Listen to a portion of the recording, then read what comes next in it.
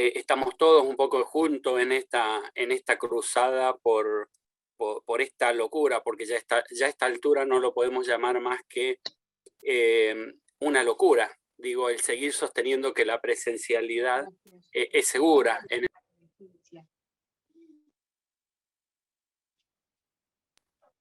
Ahí está, se había silenciado. Bien,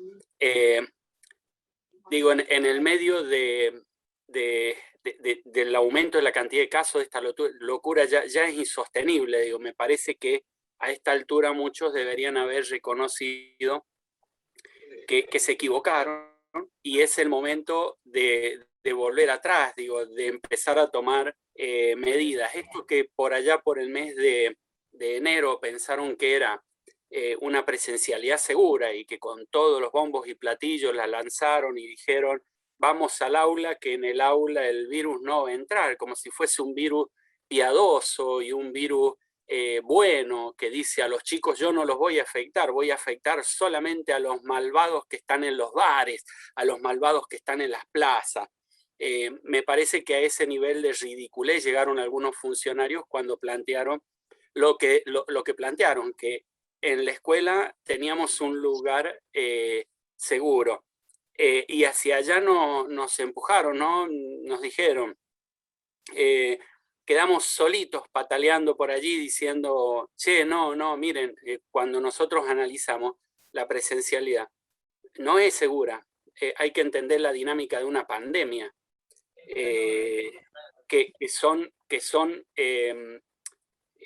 tiene particularidades especiales para cada una de las actividades, ¿no? Cuando uno analiza una pandemia, y lo dijimos nosotros en un conversatorio, fue exactamente el 28 de enero y lo repetimos el 17 de febrero, así que fíjense que en aquel momento cuando todo el mundo decía que la presencialidad era segura, incluso salieron varios canales y me dijeron, Oscar, no podés ir en contra de la presencialidad, porque es como ir en contra de una decisión nacional donde todos estamos convencidos que el virus no iba a ir a las escuelas. Incluso por ahí me hicieron algunas entrevistas donde me dijeron, no, con los niños no te metas, como si yo me estuviera metiendo con los niños. La verdad que a esta altura digo, qué lástima que no me hicieron caso, porque nos hubiéramos ahorrado a esta altura 10.000 muertos y 400 fallecidos de más que está aportando la presencialidad por día. Una presencialidad que no es segura por muchos motivos. Cuando uno analiza las pandemias, si hay algo que tiene seguro de esta pandemia, es que a medida que se movilizan muchas personas aumenta la cantidad de casos. Digo, eso 2 más 2 es 4, acá no hay forma de equivocarse. Digo, ¿por qué pensar que si movilizábamos 22 millones de personas por día y en un sistema de burbuja 12 millones de personas por día, no iban a aumentar los casos? Digo, ¿por qué no ocurriría eso? Si en un fin de semana que movemos 2 millones a 3 millones de personas, 10 días después vemos el impacto y aumenta la cantidad de casos, ¿por qué no ocurriría eso con la presencialidad escolar que mueve 12 millones de personas por día? Pero bueno, allí aparecieron algunas mentes brillantes a decir que el virus no se metía con los niños, que el virus no se transmitía horizontal. Tenemos un famoso pediatra, da vergüenza en Córdoba. Ya a esta altura tengo un nivel de cólera, porque a esta altura ya tendrían que empezar a revertir un poco su discurso y a mandarse a guardar. Algunos que todavía siguen diciendo hoy que entre los niños no hay transmisión horizontal. Digo, le vuelven a dar un nivel de inteligencia y de piedad al virus que no tiene, porque pareciera ser que entre los niños, según dicen, no hay contagio horizontal. Digo, ¿y cómo se contagian los niños? Bueno, tendría que ir el virus hacia un adulto y del adulto bajar a otro niño. Entonces, sería el primer virus que tendría ese tipo de comportamiento. Sería un hallazgo científico realmente interesante, ¿no? Encontrar un virus que no se transmita entre niños. Sería algo único. Digo, ni siquiera aplicaron el sentido común para poder analizar esta situación. ¿Por qué definiendo el contacto estrecho, que lo definíamos con 2 personas en el mismo espacio durante 15 minutos, no se daría en el aula donde iban a estar conviviendo 16 personas durante 5 horas, 4 o 5 horas? ¿Por qué dejaron pasar tantas excepciones con la presencialidad escolar? La verdad es que a esta altura entiendo que me da la impresión, ¿no?, que a esta altura es como que hay gente que se metió en una trampa política, en un discurso político, no puede salir y de puro nene caprichoso sigue allí encerrado, ¿no?, intentando cambiar algunos términos, porque ya quitaron lo de presencialidad segura, porque se dieron cuenta que no era segura, que esto era un desastre, y ahora le llaman presencialidad administrada, digo, ¿y qué le van a llamar después? Presencialidad, no sé, le busquemos, hagamos una encuesta y veamos qué nombre le pone la gente, a ver qué suena más bonito, mientras el desastre sigue sobre los argentinos. La presencialidad aporta 20.000 casos diarios, para que se den una idea, el 2% de esa gente muere. Son 400 fallecidos por día que está aportando la presencialidad. Es una matanza. Y esto la historia lo va a reconocer así, y vamos a tener los juzgados por haber cometido estos crímenes, porque son muertes todas evitables. Nosotros cuando decimos que son muertes evitables en medicina, hablamos de gente que no se tiene que enfermar de lo que no se debe enfermar, ni gente que tenga que morir de lo que no tiene que morir. Y claramente el coronavirus es uno de ellos. Digo, podríamos estar tomando algún tipo de medidas para frenar esta masacre. A esta altura es una masacre, son todas muertes evitables. Y así como lo dije el 28 de enero, que era un error abrir las escuelas, porque íbamos a lograr que allí convergieran todas las micro burbujas que como sociedad habíamos armado, que son las micro burbujas de nuestros espacios laborales, de nuestra familia. Todos acotamos el encuentro familiar a la mínima expresión. Nos empezamos a juntar con muy poquita gente. En el trabajo también. Los niños decían, pero si los vemos a los niños jugando a la pelota en la plaza, déjenlos jugar a la pelota porque ellos allí tienen su micro burbuja. Son 7, 8 chicos que se juntan allí todos los días y tienen su micro burbuja. Cuando yo les abrí la escuela, rompí todas las micro burbujas de todos los chicos, de todos los grandes, de todos los trabajadores. Entonces, a partir de allí, se armó un poco el desastre este que vimos, que lo vimos exactamente 23 días después de que iniciara la presencialidad. O casualidad, 21 días tiene el periodo de incubación del virus, entre 14 y 21 días. Casualidad que el 23 de marzo fue el día que se nos duplicaron los casos y no entendíamos qué pasaba. Y muchos al día de hoy dicen que fue el fin de semana largo de la Semana Santa. Perdonen, pero eso fue el 1 de abril. Ya llevábamos 7 días con más de 9.300 casos diarios, así que no fue la culpa del fin de semana santo. Aquí hay otro detonador. El detonador, claramente, la presencialidad escolar. No hay otro evento que produzca tal magnitud en el aumento de la cantidad de casos. Y puedo reconocerles que hasta el 20 de marzo no había mucha información, solamente algunos análisis que hacíamos algunos epidemiólogos, porque créanme, que después lo reconocieron, que muchos de los que hacían estadística y que nos mostraban los grafiquitos, si revisan ahora en sus Twitter, ellos sostenían que la escuela era segura, ¿sí? Pero hoy día revirtieron esa situación. Hoy están pensando que no es más segura, pero por lo menos lo reconocen. Hay un micrófono abierto, no sé quién es, a ver si lo podríamos... Ahí está. Gracias. Digo, aun cuando muchos se confundieron y decían que era segura la escuela, solo muy poquitas personas que entendemos de la situación logramos entender que iba a ser un problema, porque entendemos de la dinámica de las pandemias.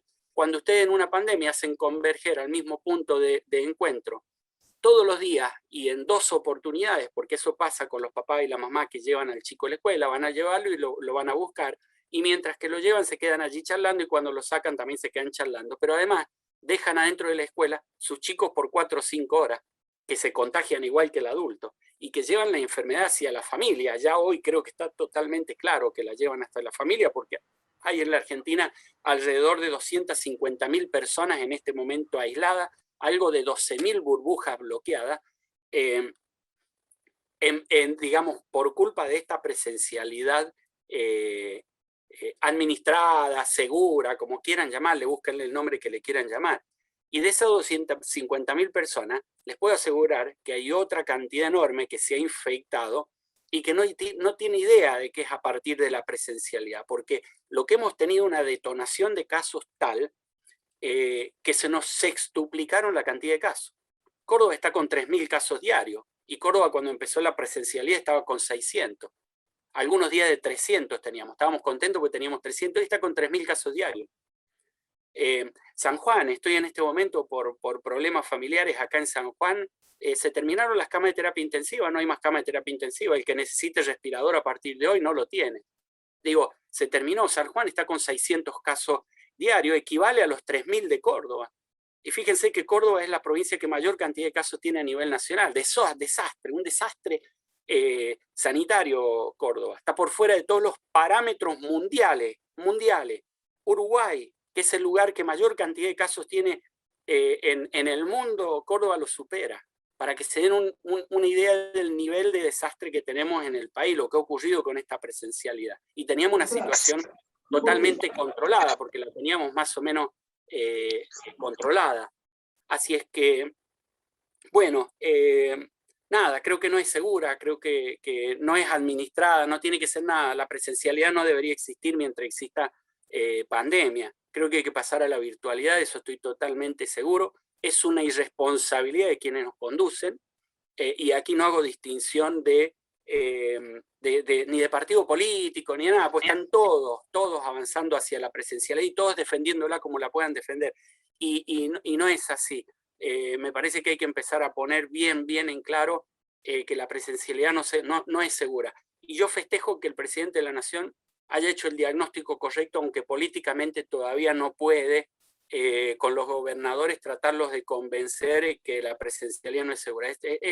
Hizo el diagnóstico correcto porque interpreto que vio un video de 8 minutos, que los invito a verlos, creo que no sé si todos lo han visto ya, pero los invito a verlo, en donde explico lo que es un análisis de situación sanitaria, un análisis de una pandemia y cómo esta presencialidad iba a terminar produciendo los problemas que definitivamente produjo. Y festejo eso, por lo menos hizo el diagnóstico, y a partir del diagnóstico hace que algunos gobernadores, cuando tienen todos desbordados, como el gobernador de La Pampa, como pasó con Santa Fe, o como pasa con San Luis en este momento, lo primero que cierran es la escuela. Digo, a partir de haber hecho un correcto diagnóstico, lo primero que cierran es las escuelas. Y ojalá que sea lo último en abril, no lo primero en abril, como dice el ministro Trota. Él dice que es lo primero que hay que abrir y lo último en cerrar. No, es al revés, es lo último que hay que abrir y es lo primero que hay que cerrar la escuela. Está totalmente claro. Lo que pasa es que se equivoca por ahí en el orden, en la frase.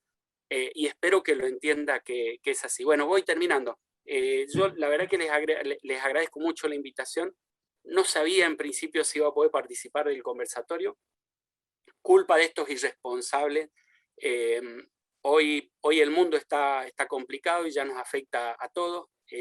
Yo tengo a mi viejo en este momento en terapia intensiva con respirador, hace 3 días que está en esa situación, con prácticamente toda la familia infectada. Me vine acá a San Juan a dar una mano, y créanme que voy a iniciar acciones penales contra todos, absolutamente todos, son criminales a esta altura, son criminales, no duden en decirlo, porque me parece que no es a llamarlos ya irresponsables ante lo que se está viendo en la Argentina y lo que se viene la semana que viene. Lamento mucho decirles, y no me he equivocado nunca, ¿no?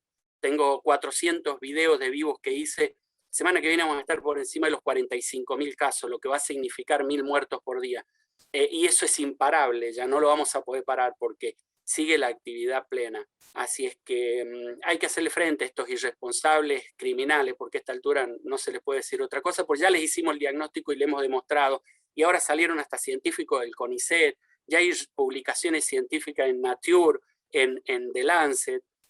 Ya te lo dicen países como Israel, que te dicen, nosotros abrimos 3 veces la escuela y cerramos 3 veces el país. Ya te lo dice Italia, no abren las escuelas. Te lo dice Holanda, te dice, nunca abrimos las escuelas nosotros, nunca tuvimos pico. Te lo dice Inglaterra, no abran las escuelas porque está la variante B117 que se adapta perfectamente a los adolescentes. Digo, ante tanta información, lo único que queda decirles son unos criminales, porque no dejan, y me hago responsable de esto, ¿no? De lo que digo, y no solo eso, sino que ya los voy a llevar a la justicia, a todo esto irresponsable, porque si ya tenemos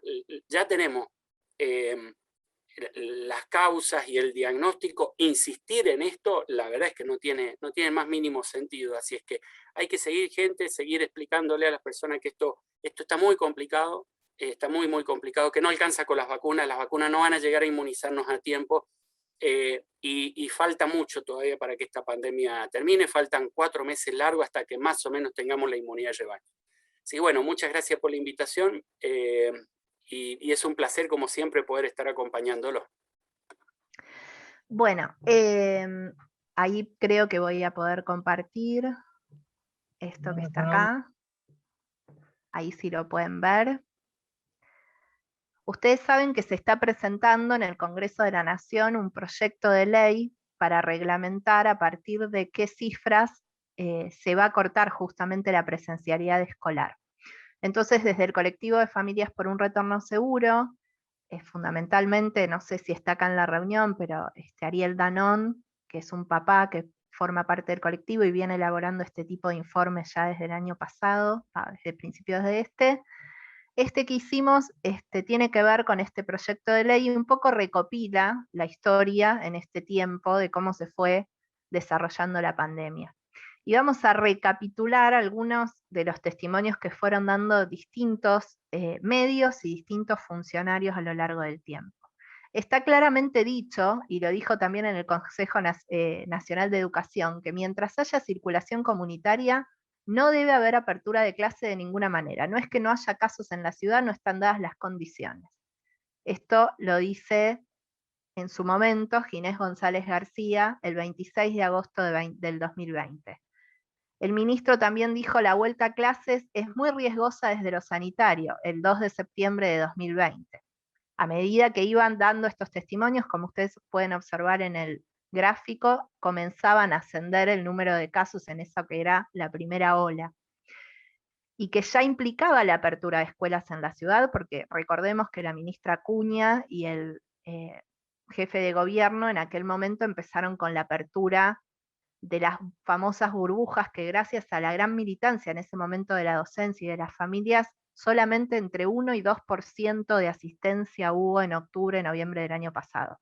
El problema que tuvimos es que tuvimos un lobby tremendo en todos los medios de comunicación y que además después este testimonio que venía teniendo la dirigencia política oficialista nacional fue virando y adoptando el mismo posicionamiento que tenía Larreta y que tenía Acuña y Quirosa en la ciudad. Ya acá, el 1 de abril, y con 13.667 casos, es decir, un mes después del inicio de clases, Bisotti dice que los contagios no se producen en el aula, sino cuando se juntan después de clases porque no se ven hace un año, en el testimonio de Tiempo Sur. Si ustedes observan, esta es la curva de contagios. Acá fue el primer pico que tuvo que ver con las primeras aperturas. Digamos que básicamente lo que podemos concluir es que la gente antes se cuidaba y, como decía Oscar, tenía pequeñísimos grupos con los cuales por ahí interactuaba, con los cuales se juntaba en un espacio abierto con todos los cuidados. Pero si los gobiernos te dicen, empezá a viajar en transporte, anda a cumplir tu horario de trabajo, aunque puedas realizar tu trabajo a distancia, anda a cumplirlo a tu lugar de trabajo, empezá a llevar a tus hijos a la escuela. O sea, nos obligaron a volver a una normalidad que no existió nunca, y eso fue lo que empezó a llevar a esta enorme cantidad de casos en ascendencia. Bueno, y acá hay distintos testimonios que ustedes los pueden ir mirando. Trota, por ejemplo, ya el 6 de abril de este año, no están dadas las condiciones para sostener la presencialidad y negó que la suba de casos estuviera relacionada con, hoy están dadas, perdón, las condiciones para sostener la presencialidad y negó que la suba de casos estuviera relacionada con la vuelta a las aulas.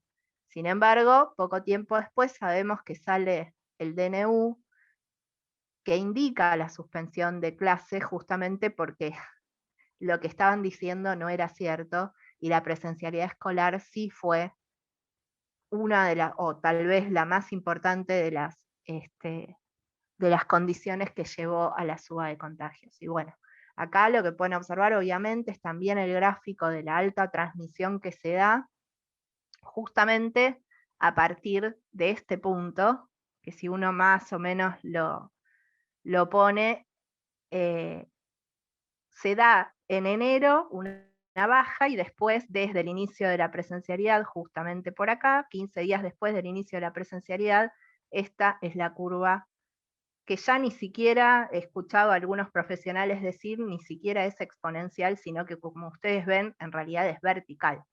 No es que va ascendiendo de a poco, sino es que picó directamente para arriba. Bueno, con respecto a esto, la conclusión que nosotros desde el colectivo pudimos, a la conclusión que pudimos llegar es que entre 2020 y 2021 ha habido un cambio drástico en el discurso del gobierno nacional con respecto a la caracterización de la situación epidemiológica, con respecto a las clases presenciales, y que se flexibilizaron sustancialmente las condiciones exigidas para esa presencialidad. En consonancia con lo anterior y con las políticas implementadas en otros países, los valores del indicador de incidencia admisible para la presencialidad han sido aumentados. No sé si ustedes recuerdan, en febrero teníamos un semáforo epidemiológico que no fue modificado, pero se juntó el Consejo Federal de Educación a decir que, bueno, no iban a respetar el semáforo epidemiológico y en vez de sostener esas cifras que estaban puestas para garantizar una presencialidad semisegura, bueno, se admitió que se abrieran igual aunque no estuvieran dadas las condiciones. Y el proyecto de ley que fue enviado al Congreso Nacional refleja este cambio de criterios, pone en peligro a la comunidad educativa porque el aumento en la cantidad de camas de terapia intensiva producido desde 2020 hasta 2021 no bastará para mitigar el aumento exponencial de los contagios que se viene registrando, ni debiera usarse como criterio para caracterizar una situación de riesgo. Es decir, los valores que están intentando imponer son valores que están por encima de los admitidos por organismos nacionales e internacionales, ¿sí? La SAP dice, la Sociedad Argentina de Pediatría, que es uno de los organismos que se ha puesto a favor de la apertura de escuelas durante todo este tiempo, indica que entre 150 y 200 casos de incidencia en los últimos 14 días sería el indicador que tendría que haber. Y están intentando aprobar un proyecto que habla de 500 casos. Entonces, no solo no va a mejorar la situación, sino es que vamos a estar en permanente colapso sanitario, y esta ley que pretenden aprobar como si fuera algo favorable a la salud y la vida de los trabajadores, claramente no lo es. Esto por un lado, yo la verdad es que no soy doctora, así que agradezco un montón a Ariel que hizo este material y que, digamos, nos puede explicar un poco mejor, tal vez en otra charla, o no sé si Ariel está acá, por ahí después puede hacer alguna intervención. Ahí está, sí, buenísimo, Ariel. Después por ahí, si querés hacer alguna intervención, me parecería súper valioso. Pero además de esto, me parece importante, desde mi rol, que sí conozco hace 20 años y que soy docente, hablar acerca de las cuestiones didácticas y pedagógicas de las cuales nadie habla, ¿no? ¿En qué se convirtió la escuela? ¿O en qué pretenden convertir la escuela? La escuela es la guardería de las patronales en este momento, de pedagógico, de didáctico, no tiene nada la escuela en este momento.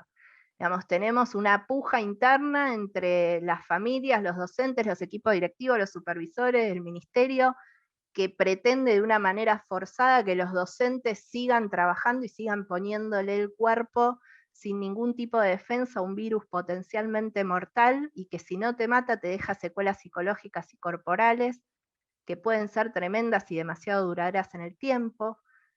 Tenemos compañeros que todos los días engrosan las listas de los fallecidos y las fallecidas. Se hace realmente intolerable la presión a la cual están sometiendo a los trabajadores de la educación, docentes y no docentes. Realmente la escuela en este momento es un lugar ajeno, es un lugar desconocido, es un lugar del cual no nos sentimos parte. Yo a mis hijos no los estoy mandando, conozco afortunadamente a mucha gente que optó por lo mismo, porque no siente ninguna seguridad de enviar a sus hijos a enfermar.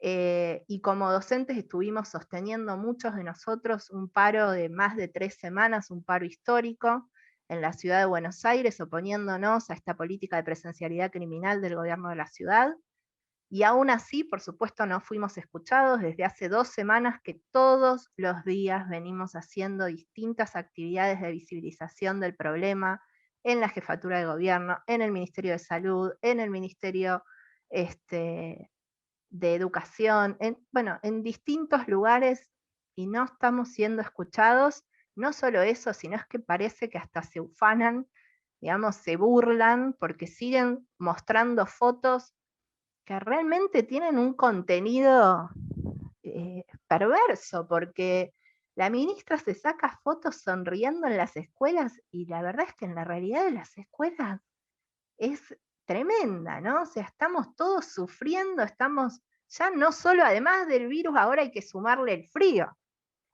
Con las ventanas abiertas, con 2, 3 grados, abriendo las escuelas a las 7 de la mañana, con los nenes que no están recibiendo ni siquiera un mate cocido calentito en toda la mañana, y la ministra va y se saca fotos, ¿no? O sea, y sigue mostrando una imagen como de total normalidad y de alegría, que está totalmente desconectada de la realidad de los trabajadores, ¿no? O sea, pareciera que desconocen absolutamente las necesidades, los sufrimientos, los padecimientos a los cuales nos están sometiendo forzadamente.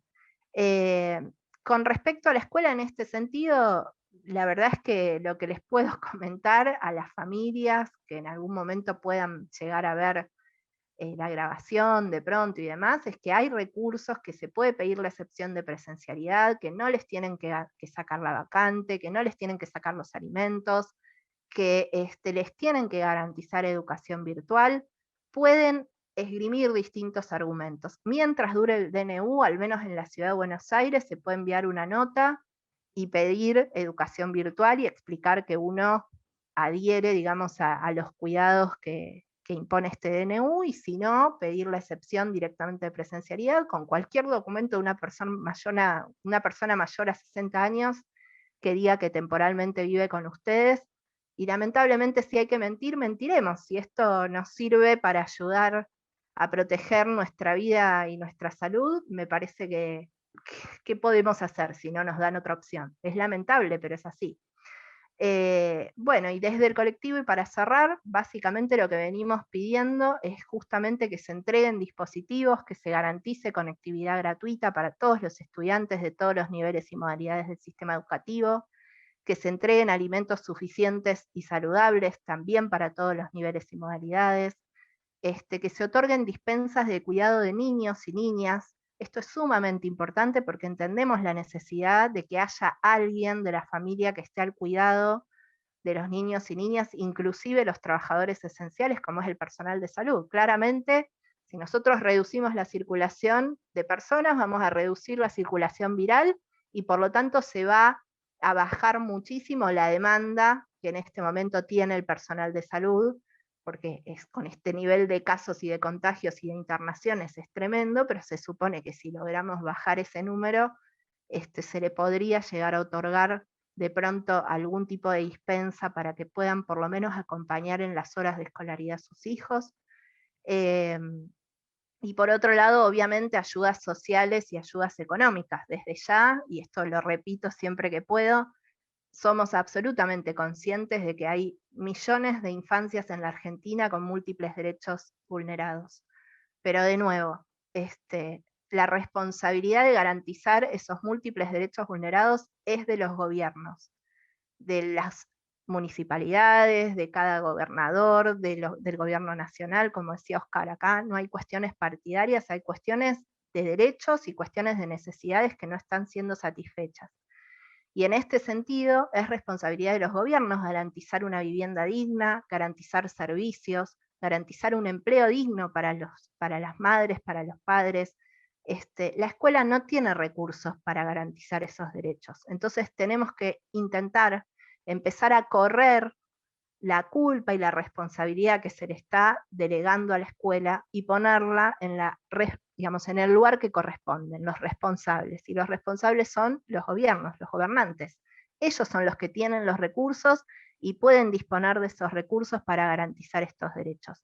La escuela abierta no le puede dar la vivienda que necesita al niño que no la tiene. son los gobiernos los responsables de esto. Entonces empecemos a poner las responsabilidades en donde corresponde, ¿sí? La escuela tiene otra función, de la cual nadie está hablando, y es una función didáctica, es una función pedagógica, y esa función se puede cumplir a distancia.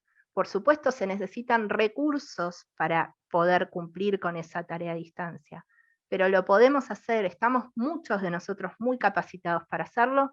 Entonces lo que pedimos a los gobiernos es que garanticen los derechos que tienen que garantizar, y que nos garanticen a los trabajadores de la educación la posibilidad de seguir sanos y vivos, y que dejen de matarnos. Muchas gracias.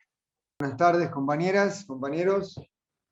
Saludarlos primero, un gusto compartir este conversatorio con Oscar, con Patricia, con Emanuel. Realmente un lujo para mí. Y bueno, vengo a tratar de expresar un poquito cuál es el estado de situación en los términos de la organización docente. Porque creo que tanto Oscar como Patricia han sido, digamos, clarísimos respecto de marcar los efectos de la presencialidad escolar en pandemia. El último gran dato en ese sentido, o de impacto nacional, efectivamente fue el informe que publicó el CONICET esta semana, junto con la Facultad de Ciencias Exactas de la UBA, que, digamos, marcaron cómo desde el decreto de necesidad de urgencia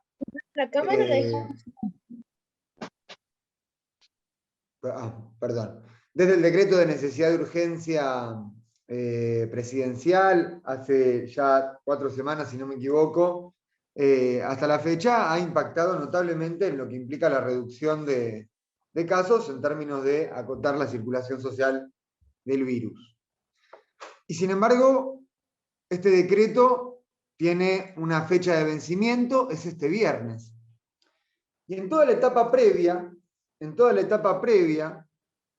donde efectivamente, digamos, si uno se remontara a fines de febrero, comienzos de marzo, prácticamente el conjunto del arco político daba como un hecho irrenunciable que las clases iban a ser presenciales. Digamos, tal cual lo dijeron Patricia y Oscar, el ministro de Educación se pasó el verano entero paseándose por medios de comunicación, en cada una de sus declaraciones públicas, garantizando la presencialidad escolar y por lo tanto abriendo un conjunto de expectativas que no estaban dedicadas, como se pretendía demagógicamente, a las familias, ¿sí? No estaban dedicadas tampoco a los educadores, a los profesionales de la educación, a los docentes, que somos, junto con los niños, naturalmente, la tríada que hacemos al sostenimiento diario de la vida escolar, de la educación en nuestro país. Sino que toda esta campaña, este raíz mediático, estaba dedicado, como bien lo dijo Patricia, a las patronales, ¿sí? El ministro Trota, durante todo el verano, se convirtió en el mejor lobista, ¿sí?, de todo el sector privado, que incluye también a la educación privada, que fue un actor hiperactivo, no de sus docentes, no de su personal, sino de sus representantes legales, ¿verdad? De los dueños de la educación privada, que, digamos, establecieron un lobby fenomenal de 2-3 meses para garantizar la presencialidad escolar. Como bien dijo Patricia, esto no respondía a ningún interés ni pedagógico, ni educativo, ni de socialización de ningún tipo. Simplemente se profundizaba un largo debate educativo que implica la transformación de las escuelas en guarderías, ¿sí? Naturalmente deformando absolutamente la función histórica y social que efectivamente cumple la escuela.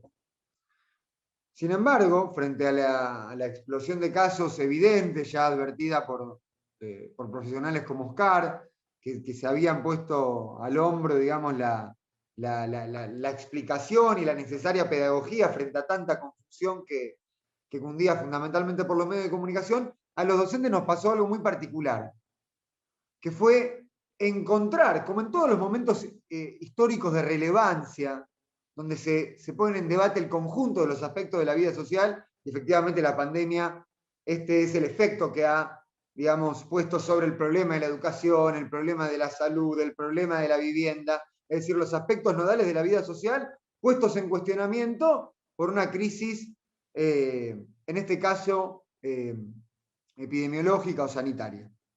Y los docentes decían, nos encontramos con la situación particular que, como en todos los momentos explosivos, la educación estaba en debate, pero nuestra voz parecía ausente. Hablaba la Asociación de Pediatría, hablaban cuanto periodista se ponía un micrófono en la televisión, hablaban todos los funcionarios, hablaban las patronales privadas, hablaba la Unión Industrial Argentina, pero los únicos que parecíamos no tener la palabra en un debate educativo éramos los docentes. Y esto, naturalmente, empezó a generar un profundo malestar, porque somos nosotros los mejores conocedores. En primer lugar, somos los mejores conocedores de las dinámicas de circulación y contacto en las escuelas, y sabíamos también el impacto profundísimo que, digamos, el ensanchamiento de la brecha virtual había llevado a muchísimos estudiantes a quedar por fuera de la educación, pero entendíamos perfectamente el impacto que estaba teniendo el nivel de incertidumbre en los chicos, en las familias, de poder ser transmisores ellos mismos del virus, el impacto que tenían las familias, en algún abuelo que se contagiaba, en papá, en mamá que contraía el virus. Y esto generó, digamos, una incertidumbre que, digamos, se sobreimprimió a una crisis educativa que ahora me gustaría que describamos brevemente. ¿Y por qué los docentes no teníamos voz? Claro, porque acá encontramos un problema de características políticas. El sindicato, digamos, nuestros sindicatos son también órganos de discusión política, y nuestros sindicatos en muchísimos casos se habían puesto como correa de transmisión de decisiones gubernamentales, es decir, habían invertido la lógica de su función histórica y social. No eran las expresiones de la voz docente, sino que eran los mandatados hacia el interior de la docencia de las órdenes gubernamentales. Y frente a esta ausencia de nuestra voz, fue que proliferaron en toda la provincia de Buenos Aires, en mi distrito San Isidro, y me invitan acá los compañeros gentilmente, pero en un montón de distritos de toda la provincia de Buenos Aires, en La Matanza, en Lanús, en Morón, en Almirante Brown, en Mar del Plata, en la ciudad de Buenos Aires, está Patricia, en Bahía Blanca, en Moreno, en San Fernando, en numerosísimos distritos de la provincia de Buenos Aires, se pusieron en pie autoconvocatorias y coordinadoras que eran el signo inequívoco de la necesidad de intervenir en este debate. Y no solo intervenir con las herramientas sanitarias y el conocimiento científico preciso como lo hace Oscar, sino intervenir en torno a lo que estábamos discutiendo, el problema estrictamente pedagógico y educativo, y el conocimiento concreto de la imposibilidad de desarrollar ninguna presencialidad segura. La presencialidad segura fue el eslogan de muchísima gente, pero nunca expresó el sentimiento de la enormísima mayoría de los docentes, porque sabemos que pretender convertir a la escuela en una especie de isla social es simplemente un absurdo. Es simplemente un absurdo.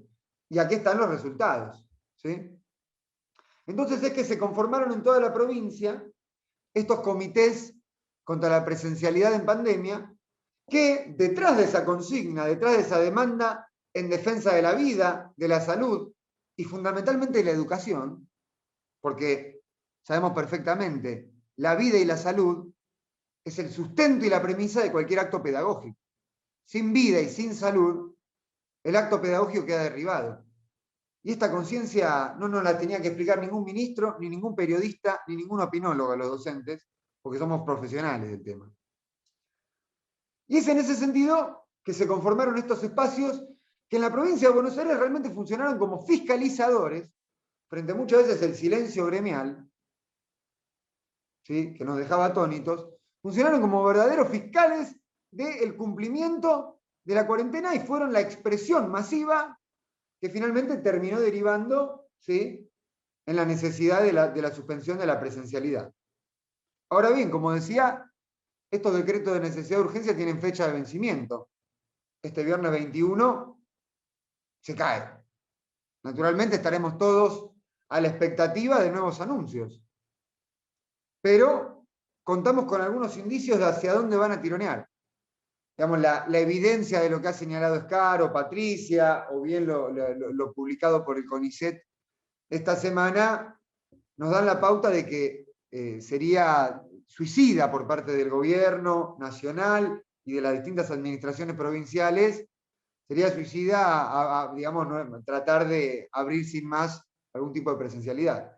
Sin embargo, vemos un conjunto de mecanismos improvisados, sobre lo que quiero llamar la atención, como en la provincia de Buenos Aires las llamadas trayectorias acompañadas, que, producto luego de las disputas particulares de los intendentes, de los inspectores, es decir, de todas las autoridades medianas, se convierten muchas veces en la sobreobligación de la docencia de ir a dar clases presenciales cuando no están pautadas como tales. Sabemos que muchas veces esto pasa en la docencia, en la norma dice tal cosa, pero en su realización práctica redunda en la necesidad de que muchísimos compañeros vayan a las escuelas. Por ejemplo, ya es el caso de la modalidad especial, ¿sí? O a todos los compañeros y compañeras que estamos en este momento en la charla, nos habrán llamado de alguna escuela, en muchos casos para realizar tareas como nos pasó durante todo el año pasado. Tareas que sabemos que realmente estaban carentes de sentido. No necesitamos ningún decreto o ninguna resolución, ¿sí?, grandilocuentemente adjetivada a los docentes para llevar una fotocopia a nuestra escuela, o para encontrar los mecanismos pedagógicos y didácticos para garantizar la comunicación con nuestros alumnos. De vuelta, somos profesionales del tema. ¿Sí? No necesitamos, digamos, que en ese sentido no nos guíen demasiado. Lo que sí sabemos nosotros es que todos estos dispositivos, de vuelta, no están en función de garantizar digamos, la necesaria conexión pedagógica, sino que están al servicio de lentamente, pero sistemáticamente también, empujar nuevamente hacia la presencialidad. Además, claro, digamos, estos comités que se formaron en la provincia van a encontrar el viernes un nuevo desafío. El desafío de ponerse de pie, como lo hicieron en Capital y lo hicimos en la provincia de Buenos Aires, en numerosísimas provincias, de ponernos en pie, en caso de que se quiera empujar nuevamente a una presencialidad que, como dijeron Patricia y Oscar, va cambiando de adjetivo, ¿sí? Primero es segura, después es administrada, la semana que viene tendrá otra adjetivación, pero que en definitiva expresan una misma voluntad. Nosotros nos encontramos, además, claro, digamos, frente al problema, frente a un problema educativo general. La docencia, desde muy temprano, ya por abril del año pasado, impulsó campañas en la provincia de Buenos Aires en lo particular, pero en todo el país en general, advirtiendo de que el avance, digamos, la virtualidad en la que debía ingresar la educación como primera medida sanitaria, iba a tener un impacto muy duro sobre la comunidad educativa. En el caso de los alumnos, por ejemplo, se calcula que a fines del año pasado, a fines del 2020, había cerca de un 50% de la matrícula de estudiantes secundarios que habían tenido una participación nula o baja en las actividades escolares. Esto no se le escapa a ningún compañero. Yo he visto en algún Zoom, en algún encuentro entre compañeros para planificar nuestras actividades, he visto compañeros llorar por la preocupación de los alumnos que no estaban contestando un WhatsApp, un Classroom, un mail o los distintos dispositivos que hemos encontrado. Y hemos sacado una primera conclusión fundamental que ya la esbozaba Patricia. De la crisis educativa en la que nos encontramos, el que es responsable es el Estado. No somos los docentes que hemos puesto la mejor de nuestra voluntad y la ponemos día a día para garantizar el contacto pedagógico. Ayer el compañero Julio, que está aquí en la charla, me pasaba un informe interesantísimo. En algunas provincias los niveles de falta de conectividad o falta de dispositivos llegan al 40%. Solo estoy hablando perdón, de falta de internet en los hogares. No estoy hablando de la falta de dispositivos o dispositivos compartidos entre varios integrantes de la familia, estoy hablando tan solo de la falta de internet. Y como bien dijeron los oradores que me antecedieron, en pleno siglo XXI, que un pibe, una piba, y ni hablar un educador o una educadora, no tenga su dispositivo, no tenga internet, no solo es un crimen respecto de la necesaria virtualidad en pandemia, sino que directamente es un pisoteo sobre los más elementales derechos a la información y a la educación. Entonces, los docentes que nos habíamos reunido, en primer lugar, para defender la vida y decir no a la presencialidad en pandemia, inmediatamente adjuntamos a nuestro reclamo la necesidad de la entrega masiva de dispositivos y la liberación de datos e internet, ¿sí?, que naturalmente implica enfrentarse con actores poderosos, implica discutir con los cablevisión, ¿sí?, con los dueños de las antenas, claro, implica discutir con actores poderosos, estamos rediscutiendo, ¿sí?, los pilares básicos de lo que implica educar en un mundo que ha ingresado en una espiral de inestabilidad cuyos alcances todavía no conocemos. ¿Sí? Y hay un elemento más. ¿Qué situación encontraremos en las escuelas? ¿Cuál es la situación? Porque, ¿sí?, las escuelas no solo no son una isla, en los términos sanitarios, como explicaba Oscar respecto de las microburbujas, sino que no son una burbuja fundamentalmente en términos sociales. En la provincia de Buenos Aires la pobreza infantil llega hasta casi el 56%. ¿Con qué escuelas nos vamos a encontrar? ¿Con qué chicos? ¿Con qué familias estamos dialogando día a día en esta realidad? Implica de vuelta discutirlo todo. Y los docentes necesitamos alzar la voz en ese sentido. De vuelta, en defensa de la vida, de la educación y de la salud. Nos encontramos con un conjunto de actores muy poderosos que tratan de enfrentarnos con la comunidad. No quiero dejar de mencionarlo, el fallo de la Corte Suprema de Justicia. ¿Sí? Todavía estamos pagando, digamos, el impacto de la federalización educativa de los 90. Acá está la independencia de las provincias, ¿sí?, que genera una desigualdad educativa interprovincial descomunal. Hay escuelas de primera, escuelas de segunda y escuelas de tercera en la Argentina, incluso dentro de las propias provincias. Y nosotros lo denunciamos. Nosotros lo sabíamos, somos los actores de esta realización educativa. ¿Sí? Todas estas tareas, todas estas caracterizaciones nos han llevado a organizarnos.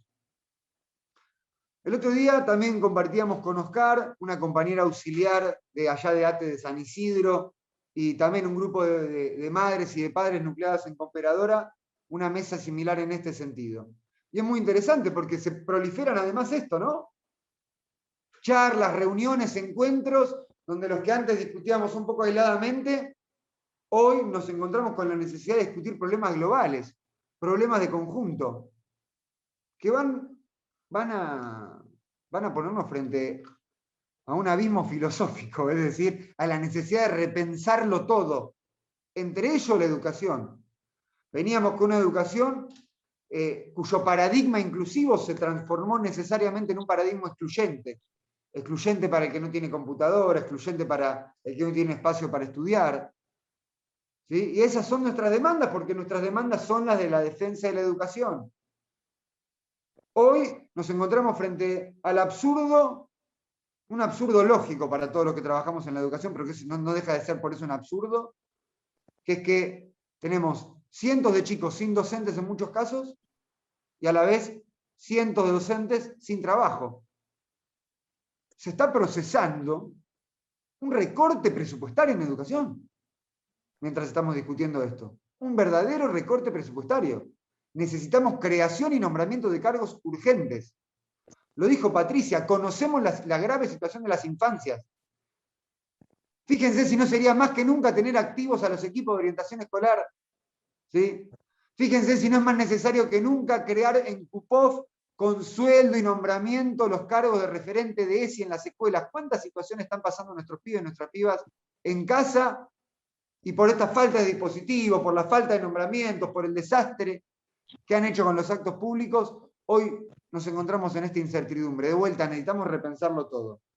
Y lo cierto es que esta organización por debajo, esta organización autoconvocada, donde encontramos los espacios para juntarnos, para charlar, para debatir desde las más diversas posturas, con trayectorias y experiencias de lo más variadas, nos colocan, ¿sí?, frente a nuevas responsabilidades también. El 21 tendremos que ver qué pasa, pero necesitamos seguir haciendo crecer estos espacios, necesitamos seguir encontrando espacios para juntarnos y deliberar de conjunto. Necesitamos poner en pie, como charlábamos la otra vez con Oscar, necesitamos poner en pie caravanas por la virtualidad educativa, ¿sí?, para garantizar el derecho a la educación con la virtualidad, ¿sí?, en defensa de la vida y contra la presencialidad en pandemia, para que completemos toda la vacunación.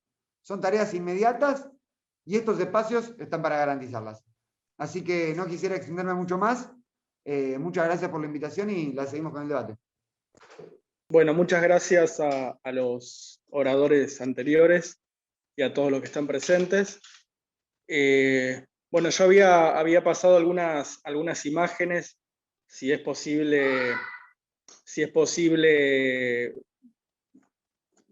ahí está, que es sobre lo que mencionaron los compañeros previamente sobre el estudio del CONICET.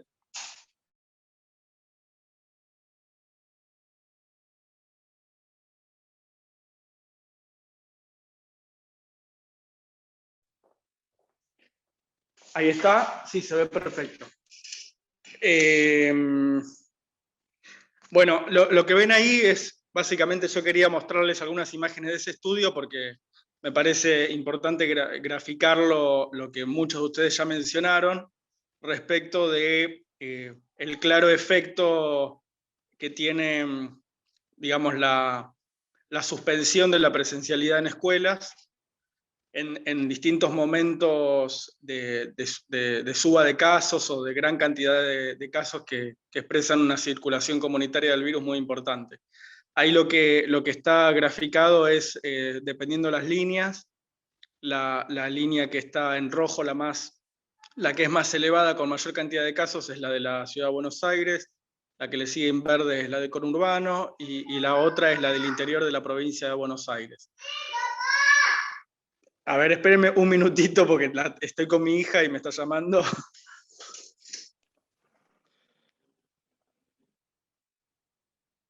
No hay problema. Otras de las vicisitudes. De la vida en pandemia.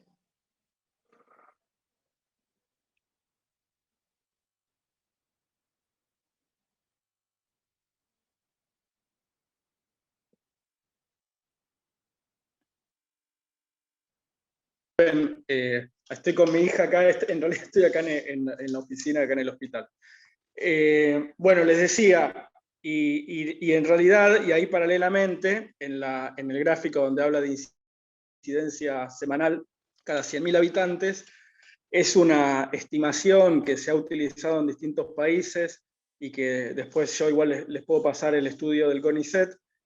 Se hacen comparaciones respecto de la toma de decisión de distintos países de la suspensión de la presencialidad en escuelas, teniendo en cuenta la cantidad de casos cada 100.000 habitantes, ¿no? Entonces ahí vemos que hay países como Alemania que recomiendan entre 150 y 200 casos cada 100.000 habitantes suspender la presencialidad en escuelas.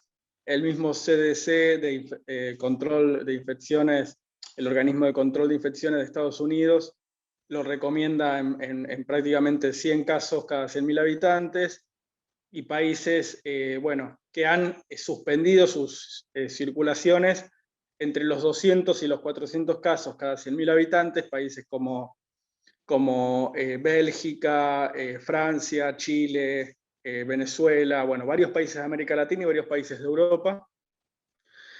Y bueno, comparándolo en realidad al decreto presidencial, no me acuerdo la fecha exacta, creo que fue el 20, en abril, ¿no? Sí, digamos, la última semana de abril, en la situación en la cual se dio esa suspensión fue en la Ciudad de Buenos Aires con más de 600 casos cada 100.000 habitantes, y en el caso del conurbano había alrededor de 450 casos cada 100.000 habitantes. En este gráfico que estamos viendo ahora se ve el impacto de la reducción, digamos, de las medidas de restricción de circulación a partir del decreto presidencial. En el caso de la Ciudad de Buenos Aires, ustedes van a ver una disminución de casos de la positividad de menos 13,2%. Esa reducción se dio debido a las medidas de circulación general, ¿no? El tema de la nocturnidad, bueno, y otras medidas. Si pasamos al siguiente gráfico, vamos a ver que esa reducción, en el caso de la línea verde, que respecta, este es un cuadro solo de evolución de los casos y la positividad del conurbano en la provincia de Buenos Aires, y vemos que esa disminución de los casos son incluso, digamos, el impacto fue mayor que en la Ciudad de Buenos Aires, que es del menos 22%. Es decir, cuando en la Ciudad de Buenos Aires no suspendieron la presencialidad, el impacto de las medidas del decreto nacional fue de alrededor del menos 13% en positividad, y en el caso del conurbano, el área metropolitana que se le dice de la provincia de Buenos Aires fue del menos 22%. Y la última imagen, el último gráfico, que también, bueno, no sé si es el mismo, creo que había un gráfico más, era diferente. Bueno. Me parece que esos son todos los que me mandaron. Ahora me fijo sí, me habré confundido hay alguna más. Chicas, estoy hablando.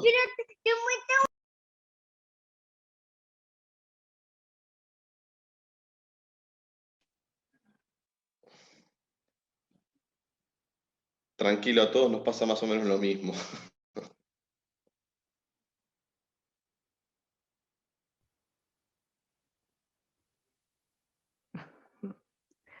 Bueno, voy a ver si había alguna imagen más. Puede ser porque No, me las disculpen. Ahí volvió Manuel.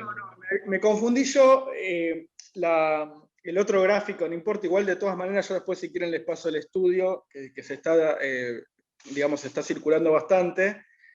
Muestra también, digamos, el impacto también de la reducción de casos comparativa, digamos, ¿no? Entre distintas áreas, distintos lugares de la capital federal, provincia de Buenos Aires, conurbano. Bueno, pero básicamente lo que muestra el estudio y que es información científica que venimos trabajando ya hace varios meses, incluso hay estudios internacionales como el del CDC, del Lancet, hay un estudio austríaco, hay varios análisis de corte científico que muestran que la suspensión de la presencialidad en escuelas claramente disminuye la circulación comunitaria.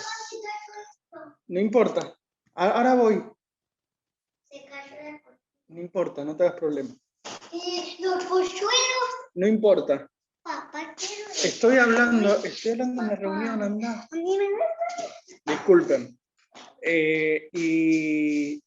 Y básicamente, digamos, hay una amplia evidencia respecto del impacto que hay entre el contagio. Ahora lo recuerdo, el otro gráfico era de contagio en niños, ¿no? En niños y niñas, de nuestra segunda ola, que claramente, como decía el doctor Atienza al principio de la exposición, es innegable el aumento de casos que hubo en esta segunda ola como detonante, tanto en el rango etario de 0 a 9 años como en el de 10 a 18 años. Digamos, claramente fueron a diferencia de la primera ola, la velocidad de contagios que hubo en estos dos rangos etarios, en estos dos grupos etarios, fue completamente superior a lo que fue la evolución de la pandemia en la primera ola del 2020. Así que, digamos, esto si se lo complejizamos desde el punto de vista epidemiológico con la circulación de cepas mutagénicas que claramente ya están en circulación en la Argentina, como es la británica, Manaos, o la nueva... Sí, escucho, disculpe nuevamente, muy conflictuada mi intervención. me quedé sin batería en el celular. Son los efectos también del agotamiento que estamos teniendo los trabajadores de la salud, que esto, no me di cuenta ni que me estaba quedando sin batería. No, básicamente estaba hablando respecto de las cepas mutagénicas que vuelven mucho más complejo el panorama actual respecto de la primera ola, ¿no?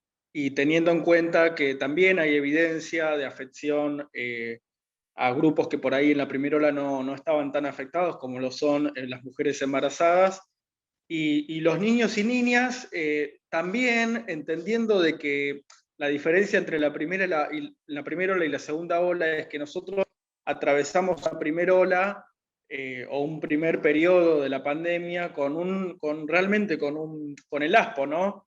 Y con la fase 1 y la fase 0 durante mucho tiempo, lo que disminuyó la circulación de virus respiratorios en general y el impacto de los otros virus respiratorios que son muy contagiosos en niños y en niñas, que también generan patologías graves, sobre todo en poblaciones muy vulneradas, que tienen déficit de vivienda, económicos, sociales y demás. En la provincia de Buenos Aires, en el conurbano, eso para nosotros es una preocupación muy grande, ya que desconocemos, o mejor dicho, sabemos que el impacto que va a tener la combinación del virus COVID en niños y en niñas con otros virus respiratorios, en todos los lugares donde haya escuelas abiertas, va a ser muy difícil de manejar. Porque en definitiva la ocupación de camas, cuando uno habla de la ocupación de camas y del colapso sanitario del que hablaba recién el doctor Oscar, es que es un colapso que es para todo, no es que solamente para COVID. Las camas se acaban para todos y para todas, para adultos, para pediátricos, para las maternidades, porque como en el caso nuestro de Moreno, donde nuestro sistema público hospitalario es muy débil respecto de la población que tenemos, las camas se acaban, y se acaban para todos. Es decir, entonces, que nosotros tengamos y podamos atravesar lo que queda de esta pandemia, esta segunda ola, que ya puede ser una tercera ola, como decíamos al principio, es una situación muy grave, donde la suspensión de la presencialidad en la escuela no solo es por el COVID, sino tiene que ser por el impacto sanitario que también tiene, y que es inevitable, porque es normal, digamos, de todos los años, digamos. No es algo nuevo. Entonces, ese es otro punto que complejiza mucho la situación, y también que evidentemente estamos viendo casos un poco más graves de niños y niñas que por ahí tienen alguna comorbilidad, o incluso de algunos niños y niñas que no tienen comorbilidades, pero que se encuentran con un virus COVID de circulación de distintas cepas que afecta claramente en forma diferente al organismo.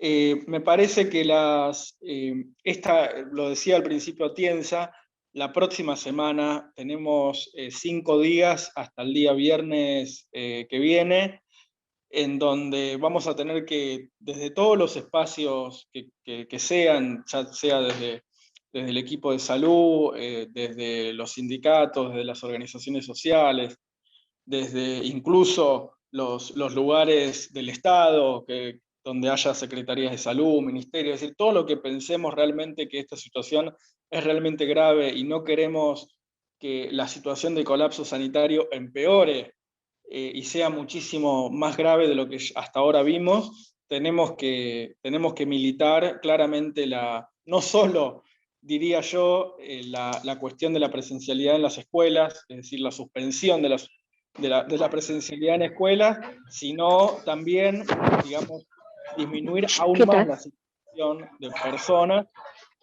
es decir, restringir más la circulación, lo cual lleva al debate también de exigirle al Estado Nacional que genere los mecanismos y las herramientas necesarias para garantizar que todas las personas tengan la comida y el salario garantizado en una situación de crisis. Y por otro lado, obviamente, seguir promoviendo la vacunación, porque bueno, ahí alguien había preguntado si la vacunación es efectiva. Sí, la vacunación es efectiva, pero no vamos a llegar en el mes de junio, en el mes de julio, probablemente para tener la cobertura suficiente como para reducir el impacto que estamos viendo, y obviamente tenemos que impulsar el debate ético, el debate político, de la necesidad de quitar las licencias,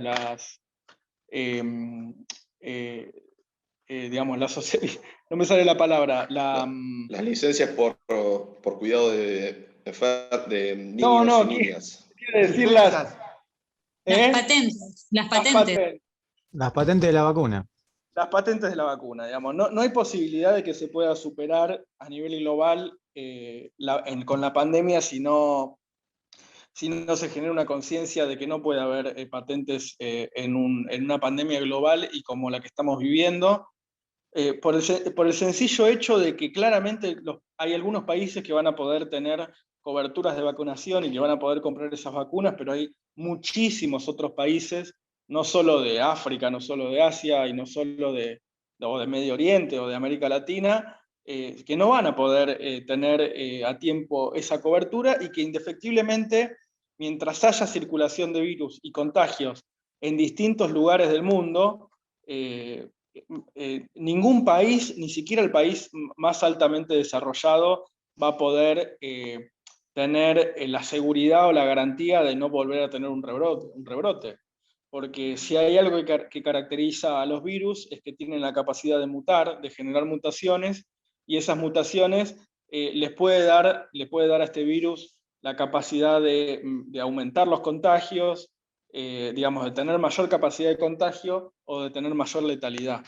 Así que ese riesgo lo vamos a seguir teniendo, así que me parece que todo lo que tiene que ver con no solo la inversión y el fortalecimiento del sistema de salud, que tiene un límite, porque llega un momento en el cual que por más de que queramos aumentar camas en forma exponencial, no tenemos a los trabajadores, a los profesionales para eso suficientes, que necesitamos promover la vacunación masiva lo más rápido que se pueda, y que obviamente necesitamos garantizar, vuelvo a decir, económicamente a toda la población argentina para poder atravesar la situación de crisis de la pandemia. Y en momentos o en las situaciones epidemiológicas como la que estamos viviendo o como las que podemos llegar a vivir a futuro, necesitamos criterios claros para disminuir la circulación de personas, entre ellas, por supuesto, la